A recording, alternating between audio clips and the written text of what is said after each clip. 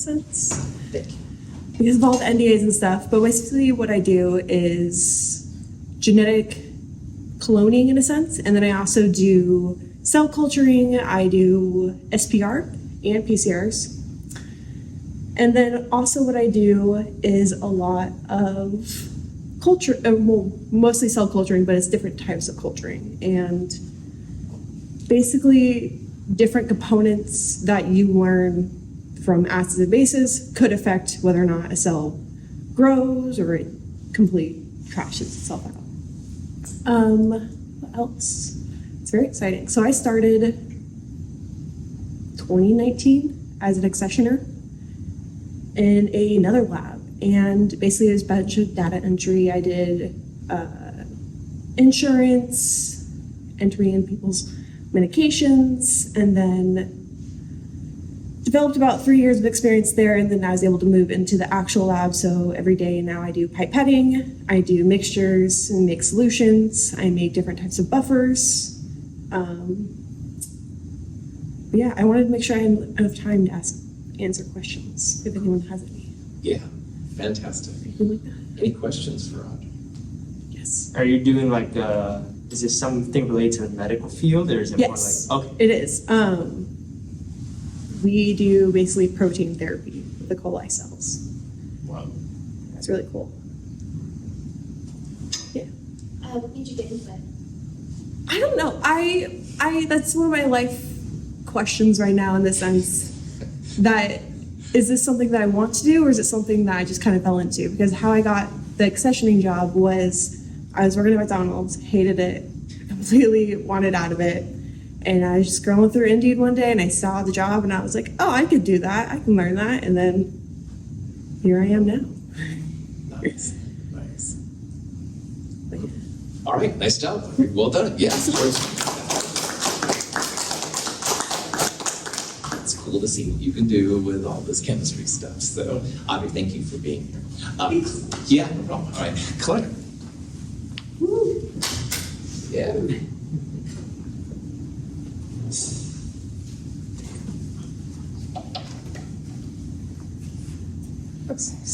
Started. Do I stand here? Stand so the video can, so like in the chalkboard, yeah, something like that. Okay. Oh, but you have to move this over too. How do I click to move the slide? I don't know, it's-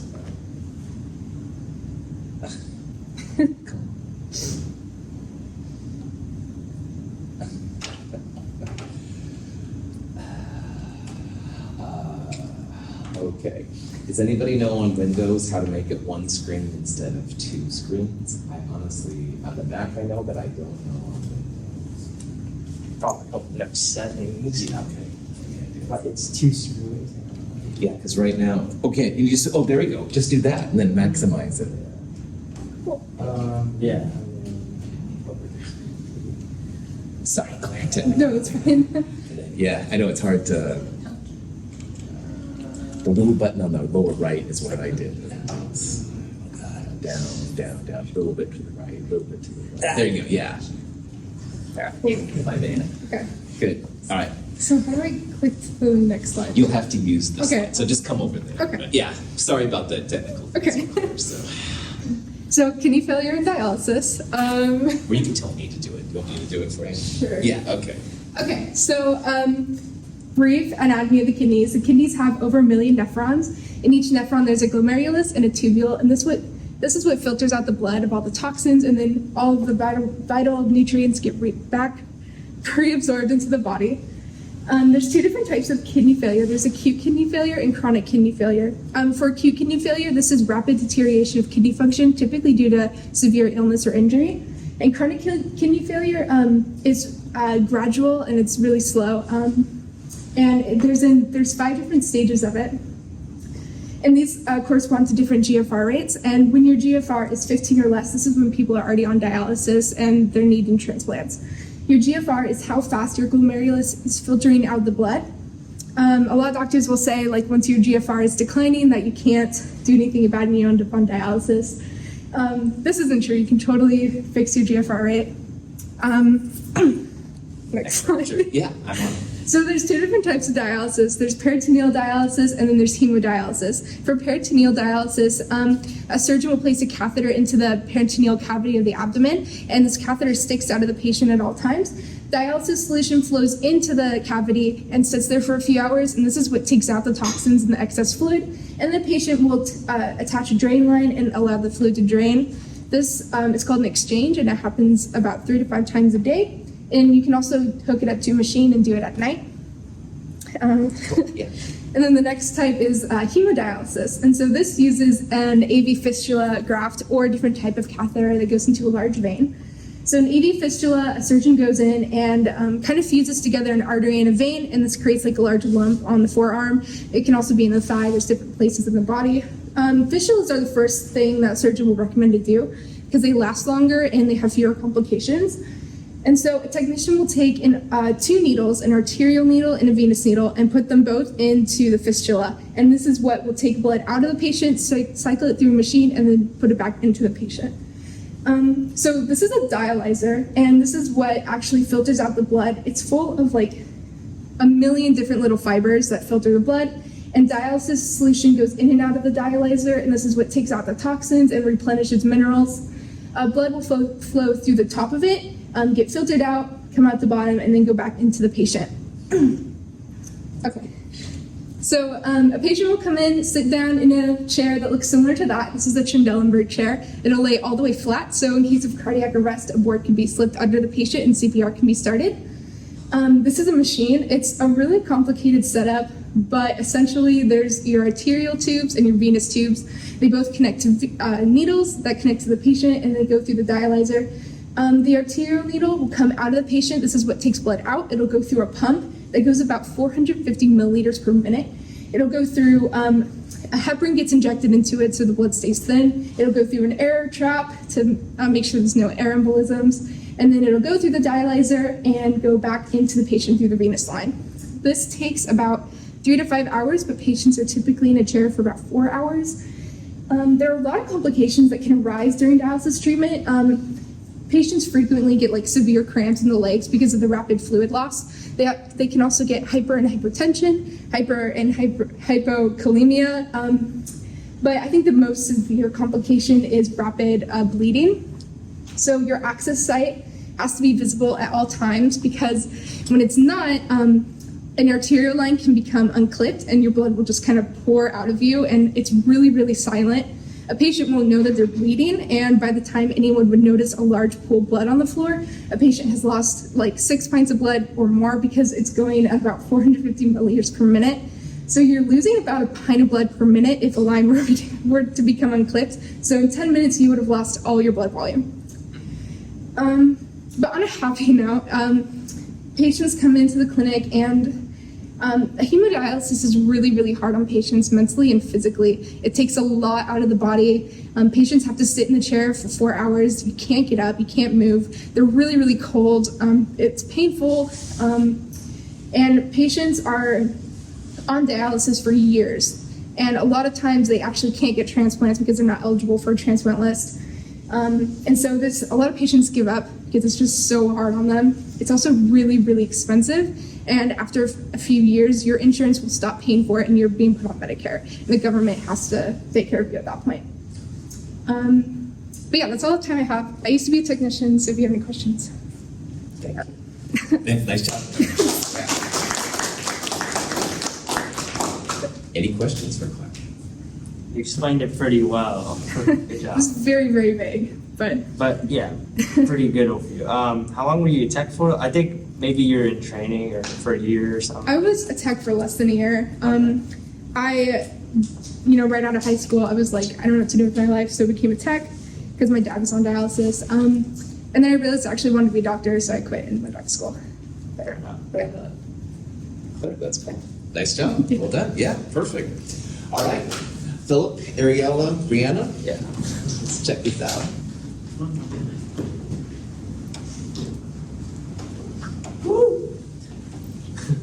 Sweet. Yeah, go ahead. Cool. Thank you. Oh, right there.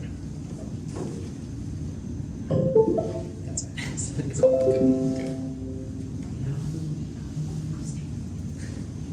Good. And then Caitlin. Is that Caitlin? These are really cool statements. Thank you for creating these. I love this.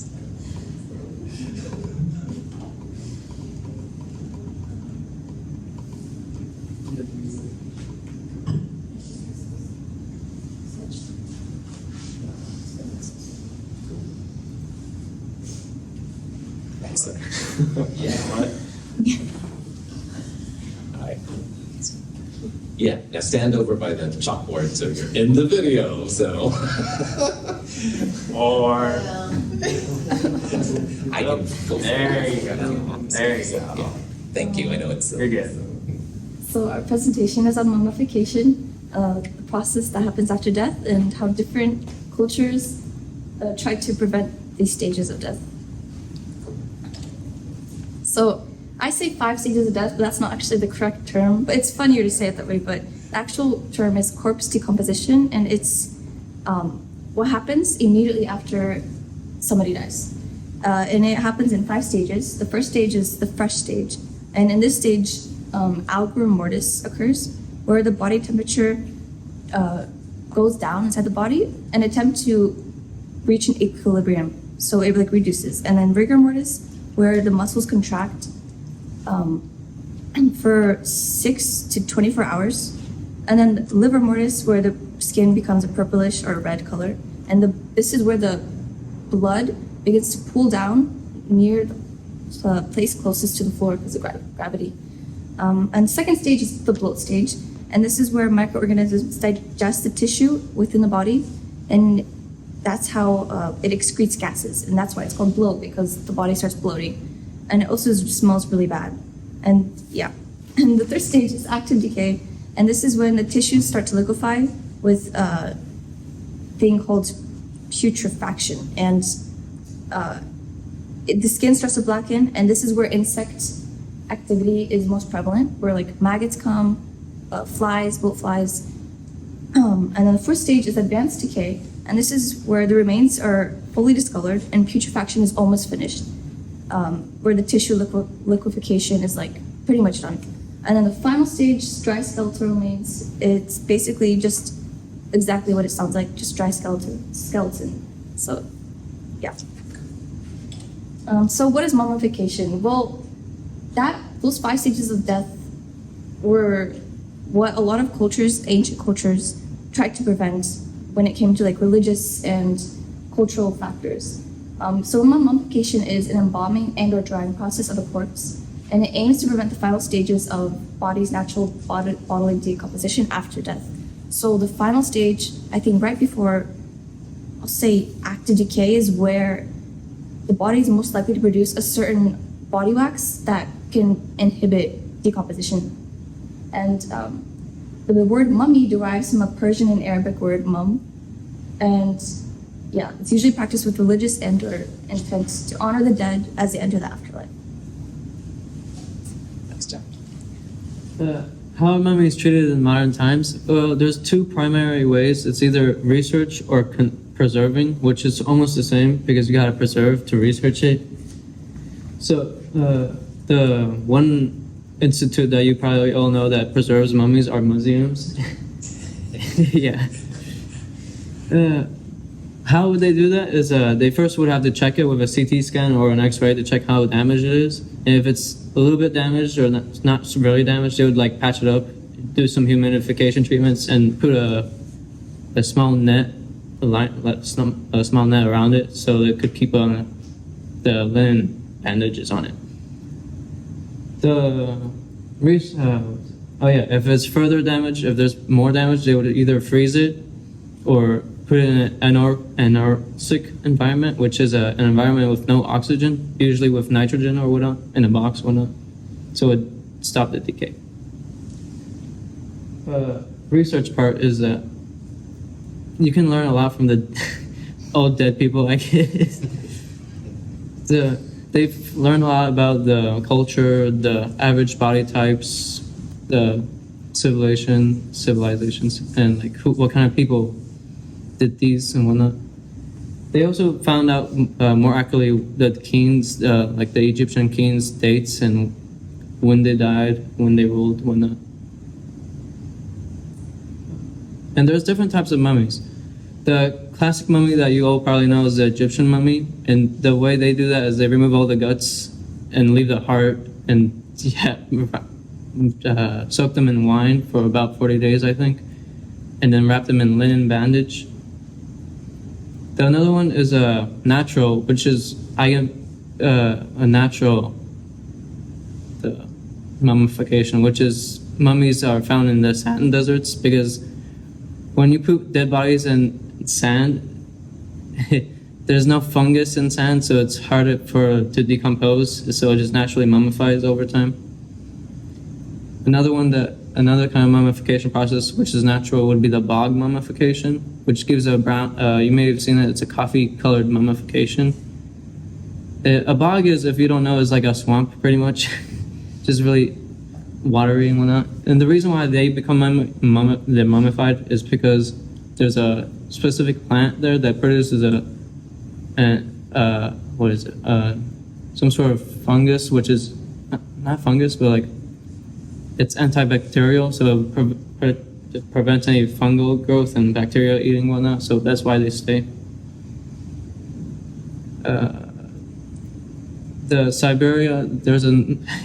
Siberian mummies whatnot, and those are, I think, are interesting. They get all their guts removed and they just sewed back with horsehair and then buried, which is almost like skin. That's what there pretty much is left over. And that's what I can remember. Nice to. And then there's actually all types of mummies from all over the world. And what you mostly know is the ones from Egypt, right? And overall, it's a 70-day process. And like special trees called embalmers are like working on the body to prepare it. And they start out by removing all of the internal organs that like decay faster. And then they remove the brain with like a hooked tool that goes through the nostrils, and they like pick out little bits of brain. And they have to be really careful because they could damage the face if they're not like aware of what they're doing. And then the organs from like the abdomen and the chest are removed, excluding the heart, because they believe that like it's the center of one person's being, so they left it there. Other organs were preserved separately, like the stomach, liver, lungs, and intestines, and they were placed in special little jars that would be later buried with the body. And later on, they started wrapping the organs, but they still placed empty jars with the body. Then they began removing the moisture from the body by covering it in, I think it's called natron salt, and it basically just like dries out the body, and it takes over a month to complete for that. And then the salt is washed off, and sunken areas of the body are filled with linen, and false eyes are added to like stabilize the body. And then they begin wrapping, and they need about like 300 feet of linen at least for a body. And then amulets are placed, and words of prayer are written among the linen while they're still wrapping it to protect the body. And then like at least 7 stages, at least 7 times, they'll they'll cover the body in warm resin. And then when it's all done, they will cover it in a final cloth and secure it with linen strips. And then a priest would perform an opening of the mouth ceremony, where he like takes a special tool and like touches part of the body that the person would need in the afterlife. And once he touches the mouth with the tool, then the person can now eat and speak in the afterlife, and they'll begin like their journey through it. And so the person's spirit journeys through, because they believe the soul is like 3 parts, like the ba, the ka, and like I don't even know how to say the spirit part. But, the spirit one is the one that journeys through the afterlife to face final judgment from either the god Osiris or Anubis. And they have their hearts on a scale, and the feather of Mat is on one side, which kind of like represents truth and righteousness. And if their heart is heavier than the scale, or than the feather, then they'll have a demon named Amit, and it's kind of like a crocodile head, a leopard body, and a hippopotamus like back of the head or like back of the body. He'll eat your heart if you're sinful, and you'll be erased from existence for like a second time, so like you'll die for a second time. But if the feather is heavier, then you're good to go, and you can go through the afterlife. And then next one is kind of like it was found in Central Asia.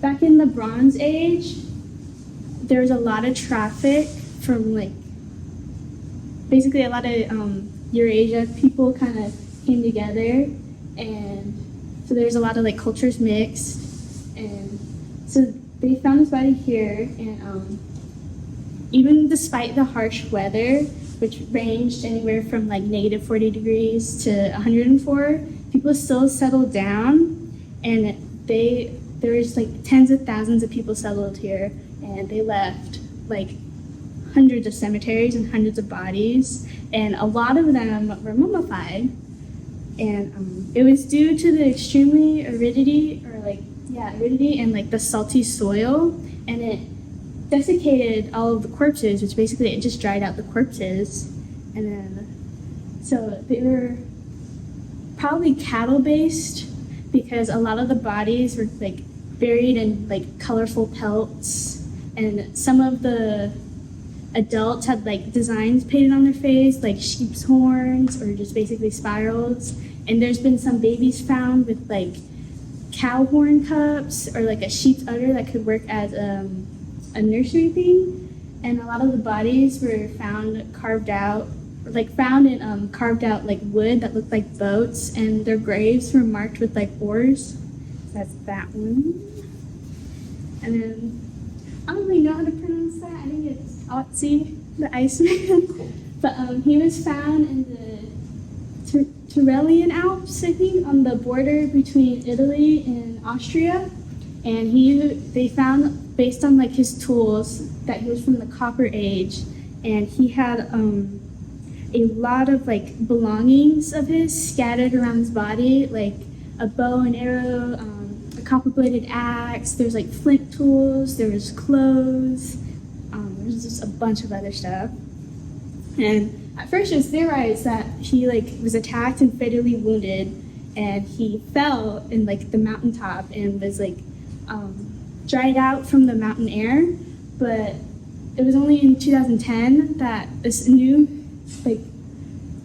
a new theory kind of came out where it's maybe he wasn't attacked, and it was theorized that he actually died in early spring, and they desiccated his body because they couldn't bury him on the mountaintop just yet, and when the pass became accessible, they went up top and buried him as part of their status thing, because they thought he was a chief based on his tools, and it would explain for a lot of the oddities how he had a lot of cumbersome gear that he carried, and why he had leather shoes instead of climbing shoes on a mountain, and those tools could possibly be for his journey through the afterlife. And then over in You have about a minute left. Okay, North America, there's the Aztecs, and I couldn't really find a lot, but basically they mostly cremated their bodies, but sometimes they mummified, and they would stuff the body in a wrap or a cloth and place it in a seated position and tie it with rope. And their symbol for death was a mummy, and they would document it by that. And then the Chinchorro, they also kind of mummified, and there's different techniques. The black mummy technique was they would remove body parts and fill out the organs with sticks to stabilize, and then burn the body to dry it out, and cover it in a white ash paste and reassemble, and then they place the head back on, and it'd have a wig on. So then the red theory was they would just cut the body, take out the organs, sew it up, and then paint it in red pigment. And then a mud theory or mud coat was they just covered it in mud and salt and stuff, and then covered the organs in there, and it would naturally desiccate, and then they bury the bodies. And then the Maori is in New Zealand. And Okay, I'm gonna cut you off. I'm sorry, there's two more groups coming. Hi, your group, your topic is wonderful. I apologize for that. Thank you so much. Any questions on mummification? All right, let's give them a hand. I'm so sorry. Good job. All right, Caitlin, do you need the computer or you? Yeah. Yeah, fantastic.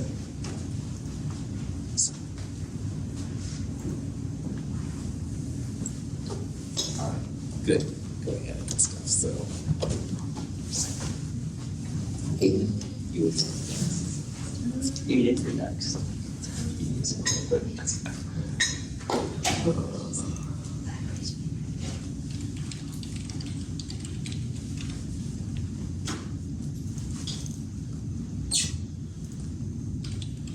The word chemistry came from the study of the dead. So your topic was really cool and stuff. Again, I apologize for cutting you guys off. So, fascist cans.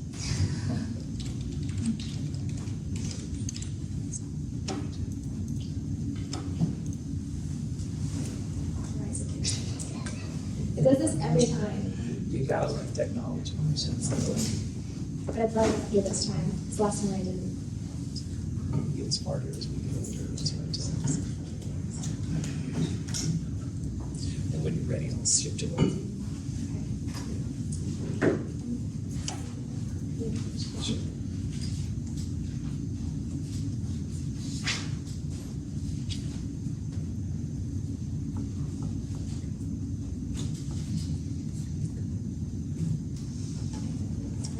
It's not as good as it is.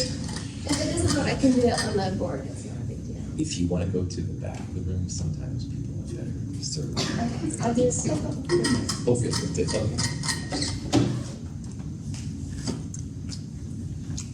I've just had issues in the past with people trying to go into my Gmail, so. I totally understand. I don't blame you at all. No, very wise. Okay. Okay. Can't see my other projects for the other class. I don't want to intrude on your world. You do Okay. your work, man. Good. All right, so I'll shift this.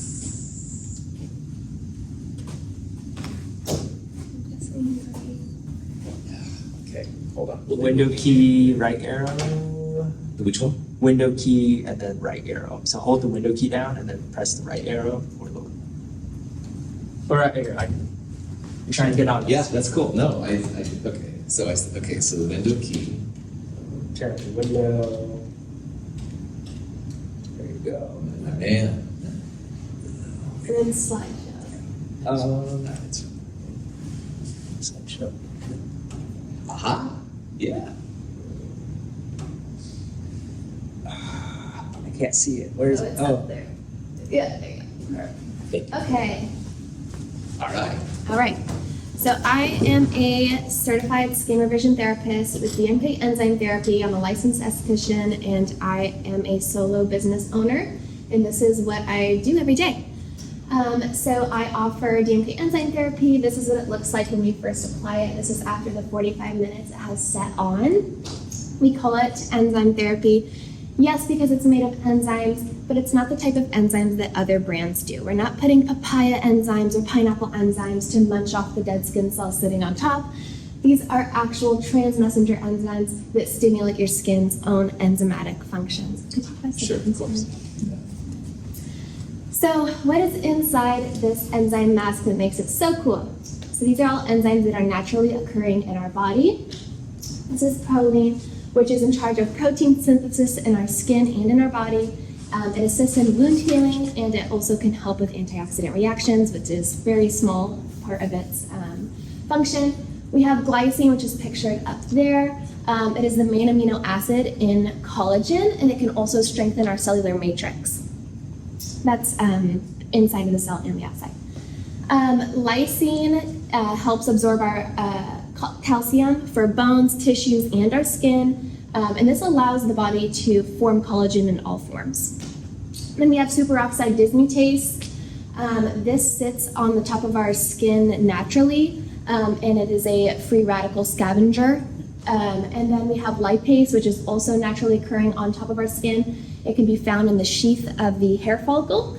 And so basically, while we are putting this on our skin, is because you have to have a perfect level of lipase, otherwise you could deal with two different forms of acne. P. acne bacteria and C. acne bacteria create lipase, which breaks down lipids. And the reduction of lipids allows the bacteria to get into your skin because you have a thing called an acid mantle, which protects the body from bacteria. But our skin also produces lipase to help break down lipids so that the oil can't clog our pores. So there's two different types. But some honorable mentions for the enzymes that aren't pictured here is amylase, mitochondrial complex 2, and then hydroxy lipase. Okay, go ahead and go next. This is going to be a video of these transmessenger enzymes. And yeah, you can press play, that's fine. It's going to show a receptor site. Here's the receptor site on our cellular matrix. Oops, sorry, I forgot to get it. Each receptor has a special code to accept these enzymes. This could be all the way from vitamin C, retinol, anything. So those enzymes that we're placing on the skin for 45 minutes are attaching to our cell receptor sites, and it is stimulating it. The cells that we could also be stimulating or turning down are our melanocytes, which are creating our melanin for our skin, so people that are dealing with hyperpigmentation. We also have a thing called the Langerhans cell, which is in the stratum spinosum layer of the skin, and it is a dendritic cell which eats the Demodex mites on top of the skin. We stimulate those, and then, yeah. Okay, you can go to the next one. Sure. Oh, sorry, that's gonna make it play. Ultra arrow. Yeah, there we go. There we go. So what the heck does this do for our skin? So it's really good for all skin types, skin colors, whatever.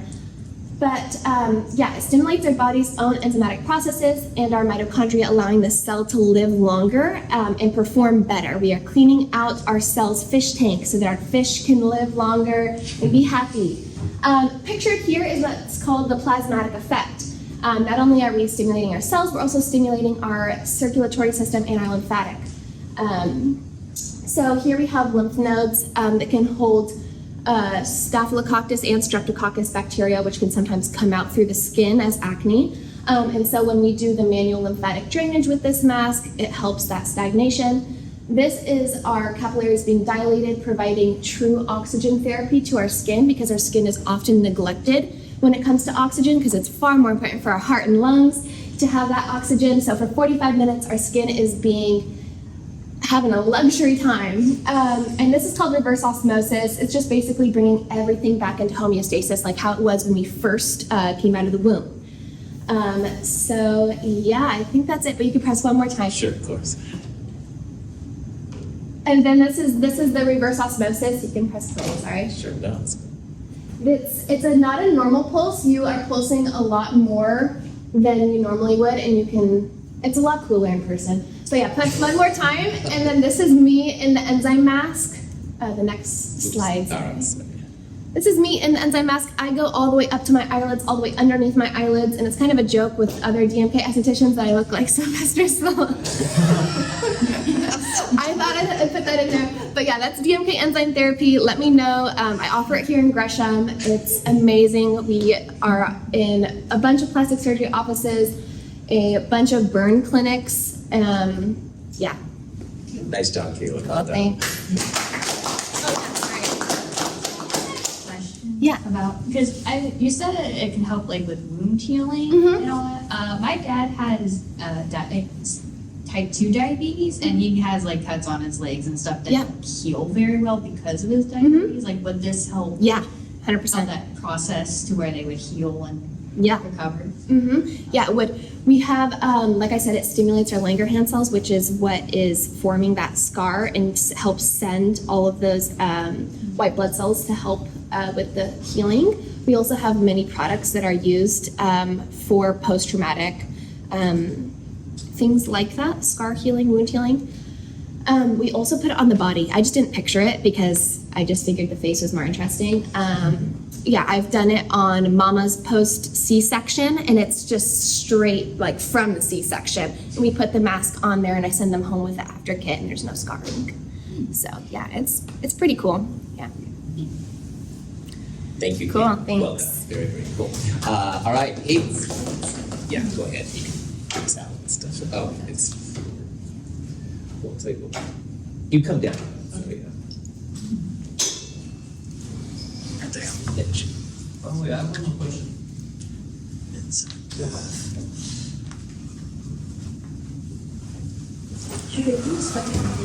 All right. Go ahead. I wanted to ask, All right, give her a second to close it. And then It's fine. Is it You okay? can, you can just go. I'll stay later, and then I'll. All right, go ahead. Go ahead and ask. how does that work with birthmarks? Birthmarks we can't because they're so deep. We can only go to the second layer of the skin. Birthmarks are usually It's There we go. It's over on the screen. Give it a second. Move it. I've started. I'll do it. Just a second, we're gonna do this, and now, yeah, close out of her to there, so. Close tabs, yeah. Good, all right, now, back, so now it's just, Has this always been like a 2-window thing? Or Yeah. if you want, I can turn it off, but I don't know. It's up to you. oh, Well, sometimes it's nice to have second too. It's confusing when then. definitely. I did. Well, if I turn it off, will it affect your next class? Like, next year when you're on the laptop and all that? No, I'll restart that computer. I don't usually use the Windows computer when I present, so. Oh, it's your Mac. Yeah, totally, and, so they've got their own thing, but we'll just restart it. It's good stuff.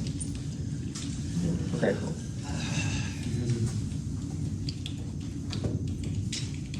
Quick second.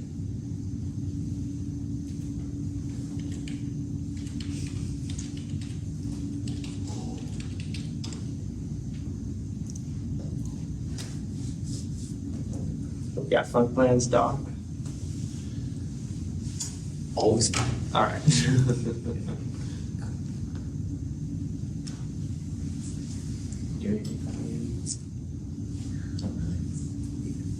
Just making it to the end of the chapter. Quick verbal reminder, I'll say this more formally.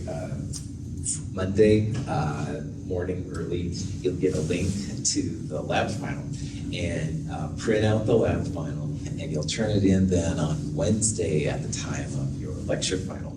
And for those of you with section 01, that'll be Wednesday morning, this room, 8:45. Wednesday people, well, not you, Caleb, but everybody else. Wednesday, and it'll be 25:01 at 1:10. So cool. Yes, that's right. Yeah. Good name. Yeah. I love all of your presentations, so I'm not doing as good of a job as keeping everything good. Yeah. Go ahead. Stand by the chalkboard, man. I've got to be in my video, so All right. I'll forward for you. Okay, so I have nuclear fusion.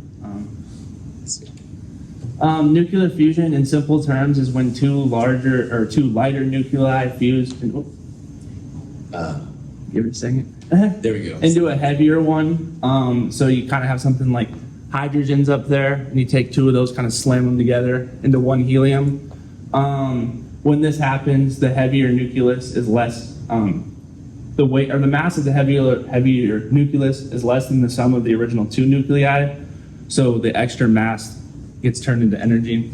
Unlike nuclear fission, the opposite, which requires rare and dangerous elements from the bottom of the periodic table, like uranium and plutonium, fusion utilizes the most common and relatively safe elements from the top of the table, like hydrogen and helium. This is a picture of deuterium and tritium slamming together, and then make one helium, send off a neutron, and then energy is expelled as well. Fusion as an energy source. The main fuel source for a fusion reactor would be deuterium and tritium. They're both isotopes of hydrogen. In one of these TOMAC reactors, plasma is created, and that basically creates enough energy to fuse the two hydrogen isotopes together and sending off helium. Currently, though, this is not viable yet. It takes more energy to produce the fusion reaction than it outputs, but in theory, it would be possible to make it so more heat is generated than energy put in. Why should we chase fusion then if it's not viable yet? Using fossil fuels like gas, coal, and oil, they generate obviously global warming greenhouse gases like CO2. They also pollute the local environment like ash and stuff. And it requires a lot of mining and drilling to get these resources. Using fission fuels like uranium, so a fission reactor, the kind of nuclear reactor we are familiar with, to generate power requires strict guidelines and expensive construction. It also requires mining and the enrichment of radioactive substances like uranium that if they were in the wrong hands could be used maliciously. So this would not be the greatest method to make nuclear power be global. You don't necessarily want to be handing out either the resources directly or the means to make these resources to everybody. Fission, on the other hand, once viable, requires less dangerous substances, and some of those could even be derivable from water. Perhaps the most known use of nuclear fusion would be stars, including our own sun.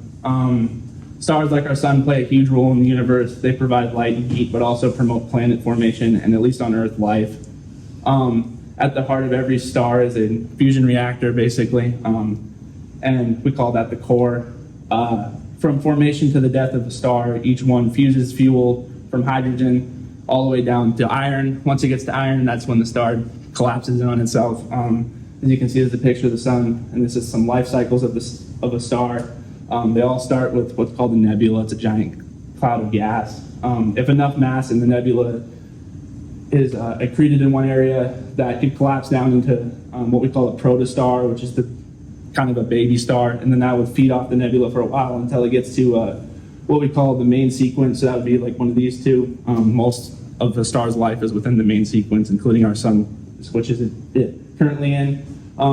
Once it burns through all of its helium or hydrogen, it starts burning helium and stuff, and it starts expanding. We call this a red giant phase. It becomes less stable, and every time it jumps one more element over, it gets less and less stable, and to the point when it gets to iron, depending on the size of the star, there's different ways that it might die. But once it creates iron, it's... And that's it. Next. Any questions for you? Do you know why it collapses once it gets to iron? Every time it, like I said, every time it fuses down, it gets less and less viable. I don't know the exact reason iron is the one that it stops at. I know technically fusing past iron is possible because we have elements further than that. But in a star, at least when it's like alive, it gets to iron, and then because basically every time it actually collapses a little bit every time it jumps a fuel type, and so like it has to basically, as it gets smaller, or it has to generate enough heat to be able to produce or to fuse the next element, which takes more energy than the last element did, to the point that it just can't fuse anymore. Nice job. Well done to all of you. The presentations are fantastic. Let me see if I can start. Good. All right. Last 9 minutes of Chem 223. So first of all, most importantly, it's good to know what's happening next week. For those of you with lab today, all right, 110 will come in, problem set 6, QA1 lab, bring the final exam prep. You'll take quiz number 6. Quiz number 6 has electron configurations, it has some naming, and it has a Lewis structure question. So it's a little bit different than the other one. And also for those of you with Friday lab, we'll do the QA3 lab. We'll turn that in at the end and be good to go. Next week, all right, we won't meet for lecture. We won't have labs or problem sets or anything like that. There won't be classes and stuff. On Monday morning, you will all receive a link to the lab final. And the lab final is just something that you want to print out, complete, and you'll turn in on Wednesday and stuff when you come for the lecture final. And the lab final has 5 short answer questions. They're from the labs this quarter. Doing the labs will totally help you. There shouldn't be any big surprises as to what's going on there. And again, you'll turn the lab final in at the time of your lecture final. And the lecture final will be in class, 40 multiple choice questions over all the chapters we've seen. Section 01, I will see you in this room 8:45 a.m. next Wednesday. Wednesday people, section H1, I'll see you at 1:10 p.m. on Wednesday and 25:01. So like the normal time we meet for lab. About 2 hours, bring a calculator, note sheet are absolutely fine, you bet. I should be able to return the final grades, let you know what the final grades are by Friday night. I'm hoping earlier than that, but I always say that stuff just to make sure. Any questions on anything? Yes. When we're reviewing the chapters, is there like any notable topics we should look out for, or should we just like review the whole thing? All I can tell you, Brianna, is it's basically 1/3 Chem 221, 1/3 Chem 222, and 1/3 Chem 223. So what I would do, all right, there's no way you're going to learn a whole year in a couple days, all right? What I would do is look at your old problem sets, quizzes, exams, stuff like that, and just go through it. And, you know, I think you'll see, first of all, you'll be amazed at how much you've learned, and that's one of the goals of this final.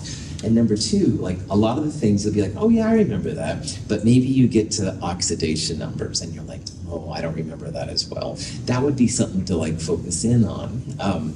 If you threw away all your problem sets, and these are some questions I've been asked this week, and that's okay, I have no judgments or anything like that. Anyway, what you can do is I have a series of concept guides, all right, for every chapter from Chem 221 to Chem 223. And you can go through those as well, all right? They're not as personalized to you, obviously, but that would be another way to kind of get ready for things. But yeah, just kind of, it's an overview. That's a good question. I sent an email out yesterday with links to different things from Chem 221 through Chem 223. So even if you weren't with me the last quarter, you can still check them out and stuff and see. Thank you for that. I was like, what am I going to do? Because otherwise I'm going to go through some of my notes. Totally. Yeah, I appreciate having all of you here. Yeah, some of my web people have been with me since the summer Chem 151, and some of you just joined me, and to all of you, this has been a fantastic journey, so I'm so honored, so. Okay, what I was going to do, and I obviously got too excited and didn't understand time management that well, so, but anyway, I was gonna go through a whole series of questions, answers, stuff like that. I'm gonna skip to the slide I need to show here, so bear with me. The whole version, wait a minute. Sorry, that's not it. This is the one. The whole version of this lecture is online. There's a complete lecture for the final exam and stuff like that. And I do encourage you, if you have nothing better to do with your time, definitely check that out, because it'll go through a lot of the things like Grant asked about, things especially from Chem 221 and Chem 222. However, in this one, which is an example, and if you have your iClickers, you're welcome to do it, but it's not a big deal. It says, which unknown particle is in this reaction? This is basically a way to remind us how to figure them out. The lower numbers on the left and right have to equal. So 92 equals x plus 93. Well, the only way you can figure out x is if it's -1. And you can see that the top numbers are the same on both sides, so this number is going to be 0. And the 0 minus 1e is the beta particle. All right, if you remember, it's basically an electron, stuff like that, the fancy name for the electron. This is a good reminder, though, about how to balance nuclear reactions, especially important for things like fusion stuff, so, and fission, although I don't really want to talk about that. Fusion, Star Trek. Anyway, questions on that? I remember doing that in 222. I think it was like towards the end. Totally. Looked very familiar. Come, come, come, come. Oh, come where the cyanide silently flow, and the carburetors through bore the outside below, where the rays of potassium shine on the hill, and the song of the silicate never is still. Come, oh come, peroxide of soda and viviton. Come, oh come, peroxide of soda and viviton. While alcohol's liquid at 30 degrees, and the chemical change can affect manganese. So while alkalis flourish and acids are free, shall my true heart be faithful, sweet science, to thee? Yes, yes, to thee, yes. Zinc, borax, and bismuth, and HO plus C. Yes, yes, to thee, yes. Zinc, borax, and bismuth, and HO plus C.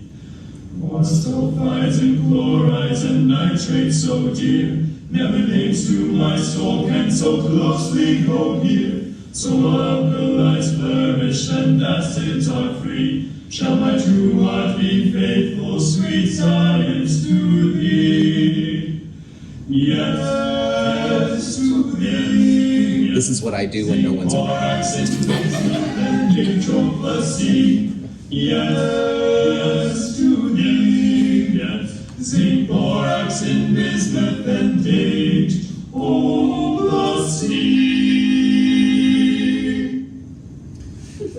Anyway, it's been an honor having you all here, and I really have enjoyed learning about each one of you, and I appreciate your hard work so much. I have one more extra credit assignment for you if you'd like to participate. I'd like to create, I haven't done this for a while, but I'd like to create a message in a bottle to my fall 2023 Chem 221 class. And all of you have been through the trenches now, and you've learned the things about me and about the class that have been helpful.